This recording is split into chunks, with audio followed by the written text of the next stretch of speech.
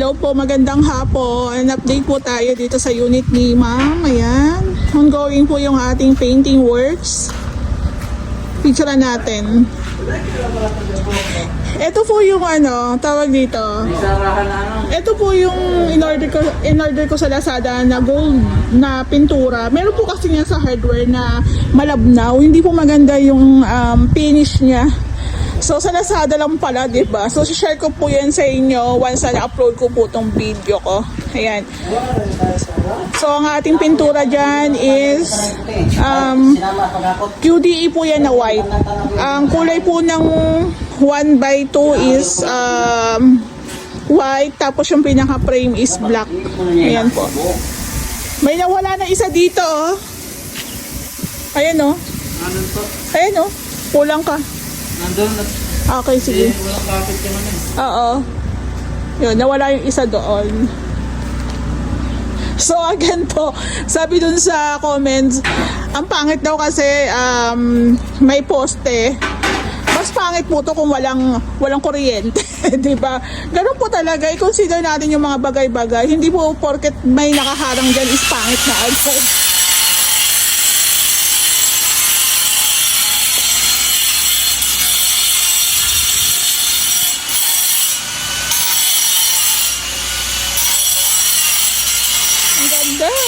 Ganyan po yung peg niya. Ganito po yung peg ng pintura ng ating gate. Gold, black, tsaka white. Ayan po.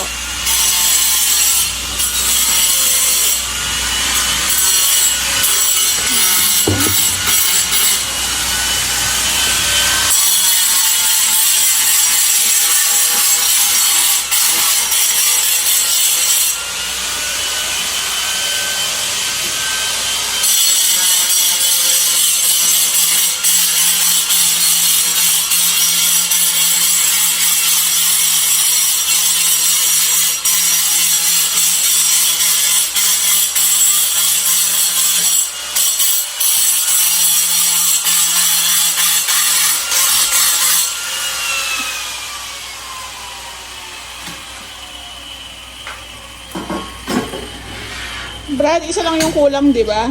Isa lang. Okay. Pag hindi pa nila nabasag, ibalik nila yun. Meron daw sila doon 3 sobra. Ayan. Ayun naman pala eh. Update po tayo dito. So, bali, tinatapos na lang po ni Kuya Joan yung pag-i-install ng tiles dito. Lilipat na po siya ng phase 6. Ayan. Pero meron naman po na sa tiles sa phase 6. So, bali, ito po yung ating pintura dito sa ating pintura sa ating hagdan. Ayan. Bali, same na lang po dun sa ating gate na black. Tapos, gold, then white. Mas maganda po siya.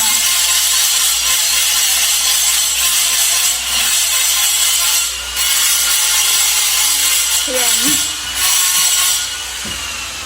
So, meron na tayong first coating po ng ating pintura dito sa may hallway. Ayan. Mas maganda po kasi siyang tingnan. Actually, ang pinakapintura naman talaga ng handrail niyang nilumina is black. Ayan po. So, kung ito po kasi, iisang kulay lang ang gagamitin natin. Parang ano lang siya. Hindi, yung design, bali wala. So, mas maganda po yung ganyan na meron tayong color combination na ilalagay. Ayan po. So, kung white po yung ating design, parang wala lang, diba? Mas okay po siyang ganyan. Ang ganda. Ayan po.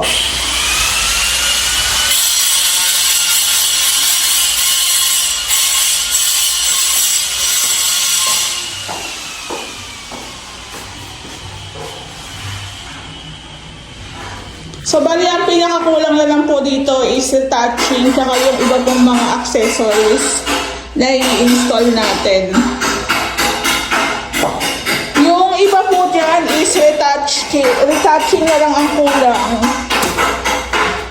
Ayan po. First coating pa lang kasi nga po, madudumihan pa siya. Yung cabinet nga po pala, hindi pa namin siya maumpisahan gawa ng hindi pa kami tapos sa pastry. Ang table soup po kasi namin is isa lang. Pag natapos po namin yung aming woodworks doon sa pastry, dito naman po namin ililipat yung table. So,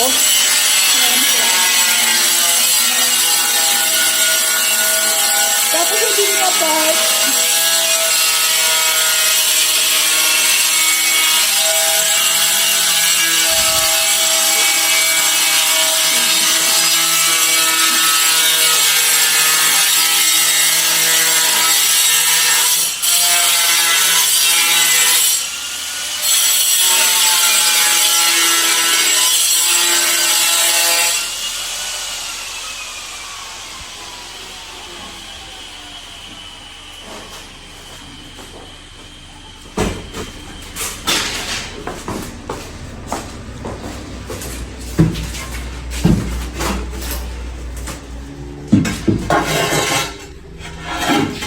Tapos ito po yung bathroom natin. Kinukontinue na. Bali, ito na lang po yung itatiles ni Kuya Joan dito. Then, tapos na. Kaso, syempre, may mga sidings pa. Yan din na talaga yung mga matatrabaho dyan. So, nag-abang din po tayo para sa heater. Ayan, meron tayong outlet dyan.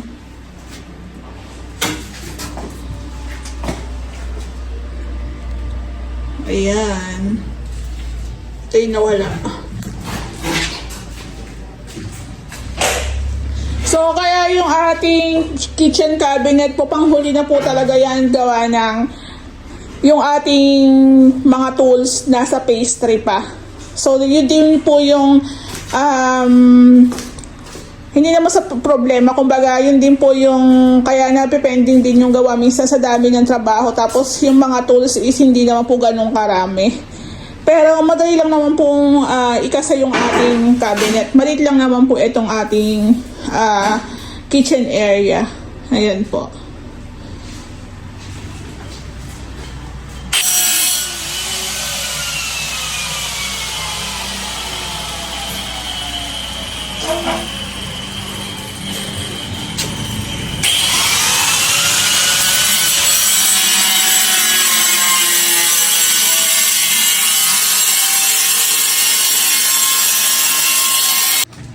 Hello po, good morning.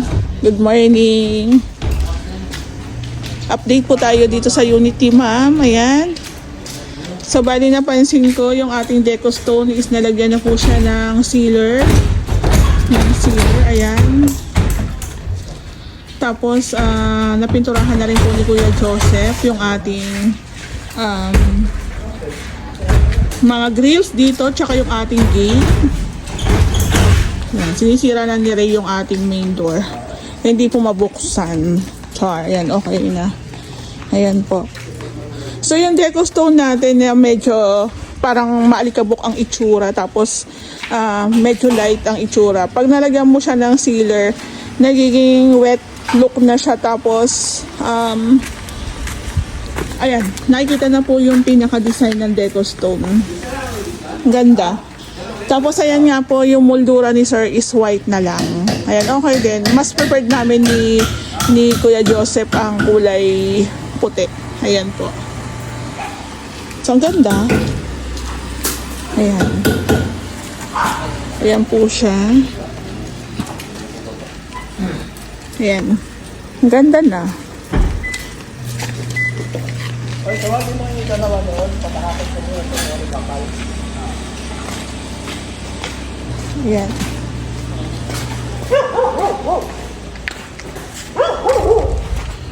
So, bali, ito na po yung kulang na tiles. Ito po yung kulang na tiles. Yan na sa puti. In-order ko lang po siya via Lalamove. Ayan. 75 pesos yung delivery charge. 3 piraso po yan. Ayan.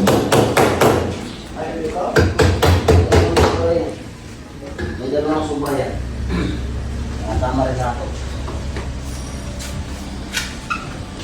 So, bali, itutuloy na ni Kuya Joan yung ating bathroom dito. Ayan. Nag-add nga po pala kami ng materials ng pintura at saka ng Hardiflex. Ito po yung ating bathroom.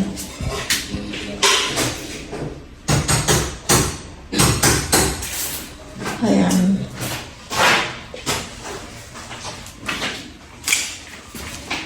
Yung ating yung ating cove ceiling, natakpan na rin po ito. Mamasilyan.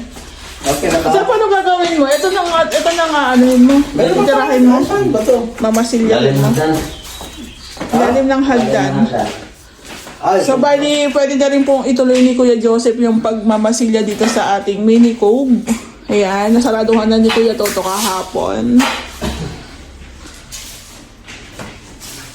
Tapos ito, natiles na rin ni Kuya Joan. So, ayun nga, sabi ko nga, mas okay na naka-tiles siya.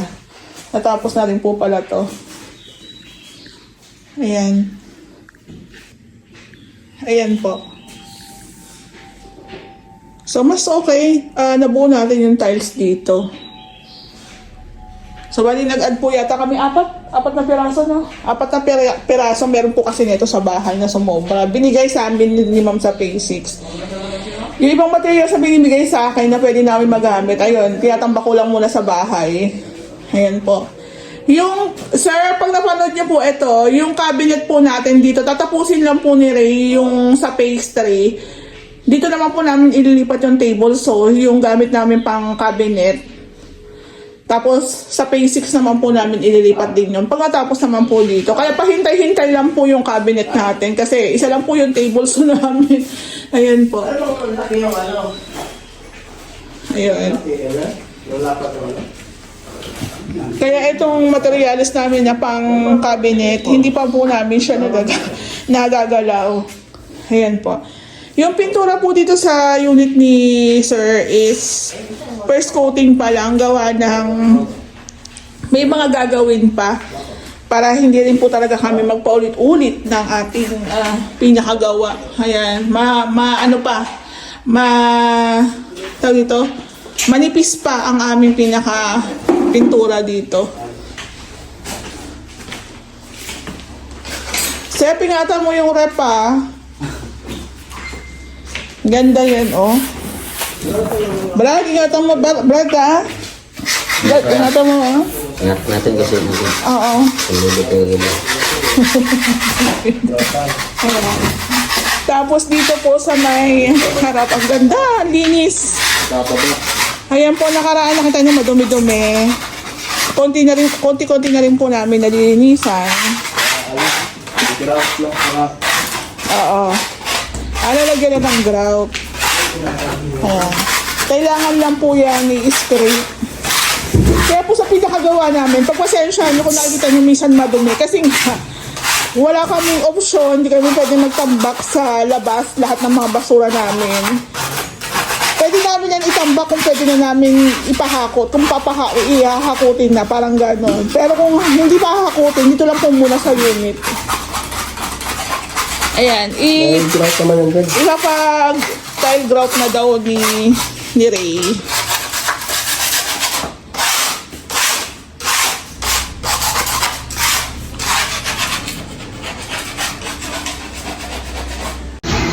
Hello po, update po tayo dito sa unit ni Sir. Ayan, malapit na po siyang matapos. Halos nalinisan na rin po namin yung pinakataas. Bali, mga accessories na po lang po ang nandyan.